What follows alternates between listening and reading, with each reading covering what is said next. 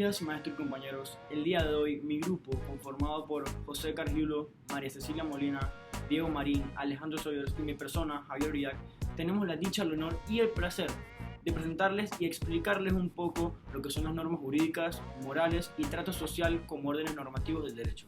Para comenzar, les vamos a definir cada una de estas normas, explicar sus características y luego procederemos a decirles cómo cada uno de estos órdenes normativos influyen en el derecho.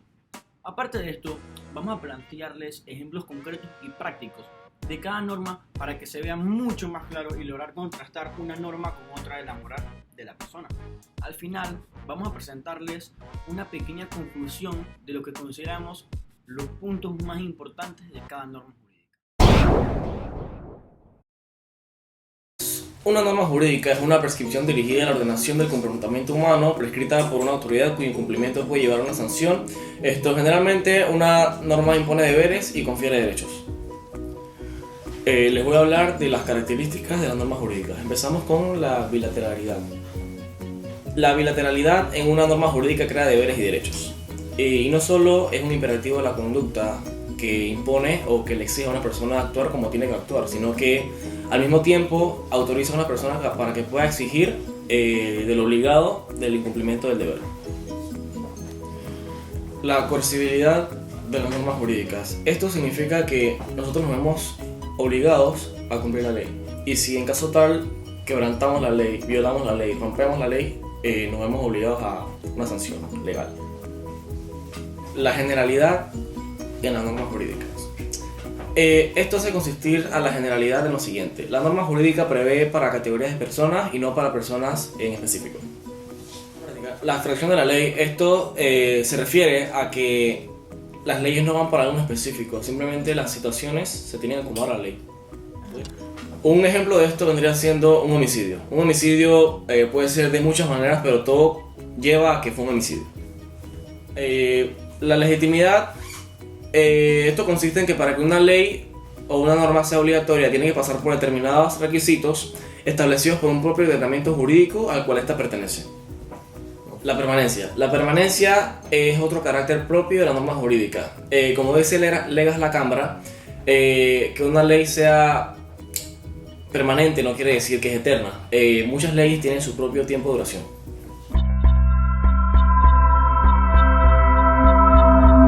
Las normas jurídicas son las reglas impuestas de manera explícita en nuestras constituciones, códigos y leyes. Las normas jurídicas son las partes escritas del derecho. Por su carácter normativo, es directo porque el derecho se rige por medio de las leyes establecidas. Las normas explícitas consisten en aquellas que han sido distribuidas a través de un reglamento, contrato o acuerdo donde los enunciados han sido previamente debatidos, redactados por una autoridad competente, quien tiene la potestad del mando o control de este grupo, o bien tiene la facultad de poder realizarlas por orden de quien posee este mando. Y bien, ahora les voy a hablar de los ejemplos concretos. Tenemos las leyes, los decretos, las resoluciones, la Declaración Universal de los Derechos Humanos, los tratados bilaterales o multilaterales. Ahora les pondré ejemplos más prácticos. El artículo 131 del Código Penal de Panamá dice que quien causa la muerte a otro será sancionado con 10 a 20 años de prisión. Podemos señalar que todas las características de las normas jurídicas que establecemos previamente se cumplen. Ahora la abstracción. El homicidio puede haber sido de varias formas, pero jurídicamente el homicidio es homicidio. De legitimidad. Es legítimo porque para que esté en el código tuvo que haber pasado por un proceso de formación y divulgación que hoy en día es una ley de la República. Yo les voy a hablar sobre las normas morales. ¿Qué es una norma moral? Una norma moral es una serie de conceptos o de preceptos ideados por la sociedad que son inherentes a la persona. Estos conceptos se basan en la conciencia de la persona. La conciencia no es algo que nace con la persona, sino que el sujeto lo va desarrollando a lo largo de su vida mediante una formación en valores. Para entonces, al estar formado, esta persona puede tener una conciencia mucho más amplia y puede saber discernir entre lo que está bien y lo que está mal. dentro de las características de las normas morales podemos destacar 6. Número 1, la autonomía. Las normas morales son autónomas porque el ser humano se gobierna a sí mismo moralmente. La interioridad de las normas morales se refieren a que la moral busca detallar si algo es bueno o malo dependiendo la razón por la cual lo hiciste, como señalaba Aristóteles. Si tú cometes un acto, es bueno o malo dependiendo de la razón por la que lo hiciste. Puedes hacer un acto bueno, pero si la razón por la cual lo hiciste es algo malo, entonces el acto es malo. Entonces, por eso se habla de interioridad, porque la razón por la cual lo hiciste solamente lo sabes tú, hacia tus adentros. No necesariamente las personas ajenas a ti van a saber cuál fue la razón real por la cual lo hiciste. La tercera característica es la unilateralidad, que se define en que las normas morales son impuestas a una persona per se y no hay posibilidad de que las demás personas te obliguen a cumplir una norma moral.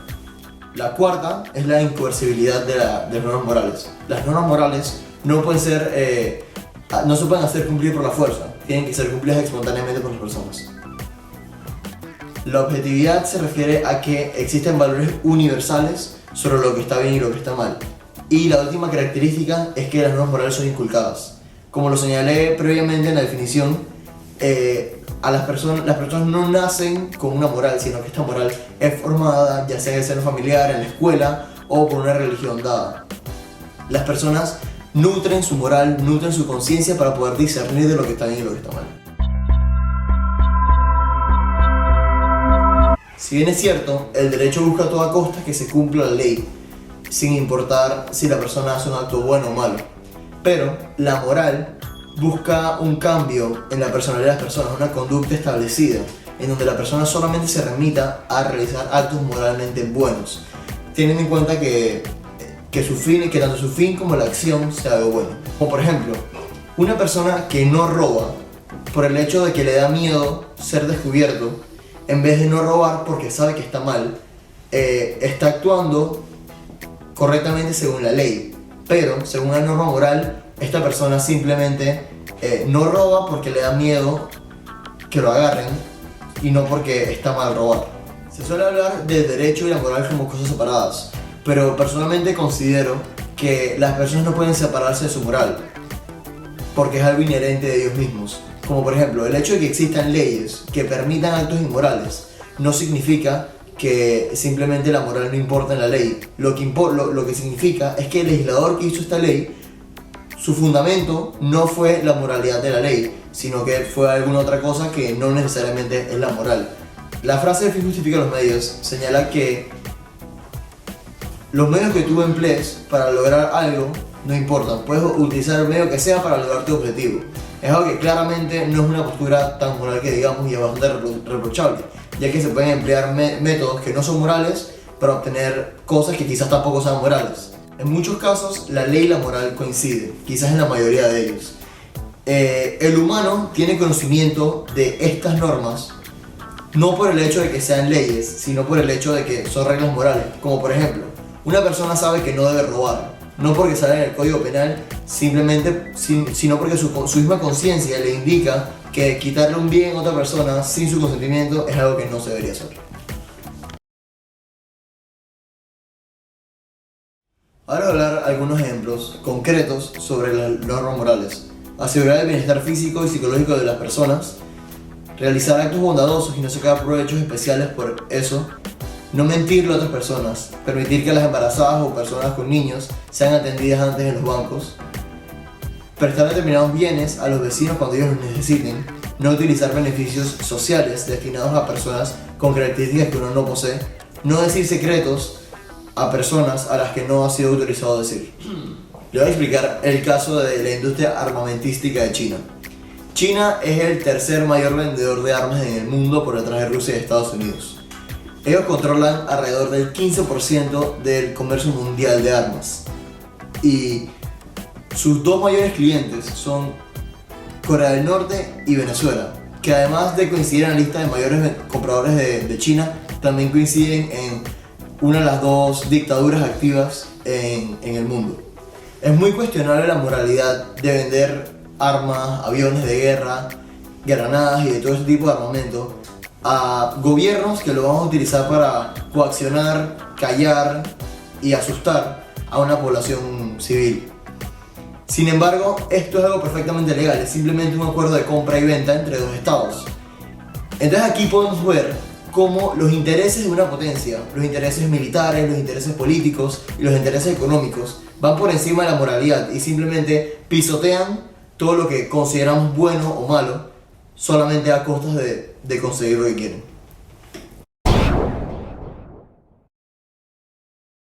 Las normas de trato social, también llamadas normas convencionales, son el conjunto de prácticas, modos o reglas de comportamiento admitidos en una sociedad o en algún sector de estas. Surgieron de la práctica de algunas conductas que de cierta manera han desarrollado un sentimiento de obligatoriedad. Están constituidas por normas de urbanidad, de cortesía, de etiqueta, decencia, los buenos modales, entre otras. Estas normas son esenciales para la convivencia armónica en la sociedad. Les voy a mencionar unas características de las normas de trato social. Estas pertenecen a la vida en sociedad. Son heterónomas, ya que son creadas por la misma sociedad. Son externas. Esto quiere decir que lo que importa es su cumplimiento exterior. No importa si es por conveniencia o por apariencia mientras se cumplan con los demás. Son bilaterales, ya que imponen deberes a un sujeto no para consigo mismo, sino para con los demás. La sanción es dirigida al infractor en sí. Son relativas y cambian a través del tiempo, dependen de la cultura y de la época en que se den. Todas estas normas se sustentan en la tradición. Estas reglas son consideradas incoercibles, ya que no existe la posibilidad de utilizar la fuerza socialmente organizada para asegurar que éstas se cumplan. El objetivo de las normas de trato social es básicamente regular el comportamiento humano. Sin embargo, a través del derecho se regula el comportamiento de carácter bilateral, ya que esto impone el cumplimiento de estas normas. El derecho regula la conducta externa de las personas y, para asegurar su cumplimiento, el Estado puede emplear el uso de la fuerza.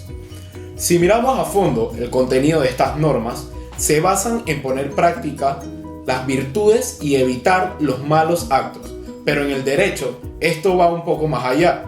En el derecho, estas reglas consisten en hacer lo que es considerado como justo y prohibir lo injusto.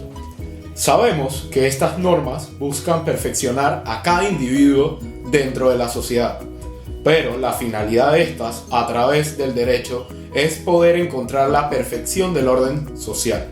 El derecho acoge costumbres sociales y las incorpora al orden jurídico. En lo que respecta a las relaciones y diferencias entre normas jurídicas y normas de trato social, algunos autores niegan la independencia de las normas de trato social, ya que consideran que el comportamiento humano está sometido a las normas morales y jurídicas. En las normas morales, justifican la idea de que éstas se orientan a lo que consideran como bueno y en las normas jurídicas a lo que viene siendo la misma realización de la justicia. Unos ejemplos más puntuales de estas normas son las normas higiénicas, que son la limpieza del cuerpo al diario, evitar estornudar encima de otra persona, lavarse las manos luego de usar el baño y no escupir en la calle. Normas de etiqueta o de urbanidad tenemos practicar los modales, utilizar correctamente los cubiertos, no hablar con la boca llena, no interrumpir una persona mientras habla, no se le interrumpe, saludar cuando se llega a algún lugar, entre otras cosas. Y como actos que infringen a la convivencia armónica de una sociedad tenemos robar, dañar a otros, matar, ya sea hacerle daño físico o psicológico. El respeto, ya sea a las tradiciones, bienes ajenos, normas de vestimenta de acuerdo a la cultura donde se viva, ser cortés con los demás, ejemplo de esto, cederle tu asiento a una persona anciana o una mujer embarazada, procurar ser prudente desde acciones tan simples como esperar tu turno dentro de una fila, cumplir con las leyes o códigos del Estado para así promover una buena convivencia social. Como conclusión, podemos señalar que las normas jurídicas son de obligado cumplimiento. Su fin es garantizar el cumplimiento de ellas y, por ende, el orden público. Estas nacen de la subjetividad del legislador, pero se someten a debates y discusiones y, en teoría, cumplen la voluntad del pueblo. Para concluir con las normas morales, podemos decir que son incoercibles. Su voluntad depende únicamente en la conciencia de cada individuo que ha sido desarrollada a través de su formación con valores. Y el único juez de estas mismas es el ser humano. Para finalizar, con las normas de trato social, podemos decir que estas surgen de la intersubjetividad de las personas de una determinada población o lugar. Los que juzgan estos comportamientos es la misma sociedad. Y lo que se busca a través del cumplimiento de estas es que se dé una convivencia social armónica.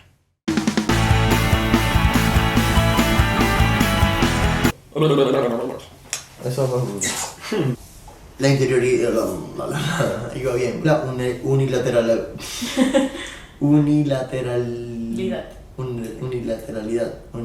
Unilateralidad. La tercera característica es la unilateralidad.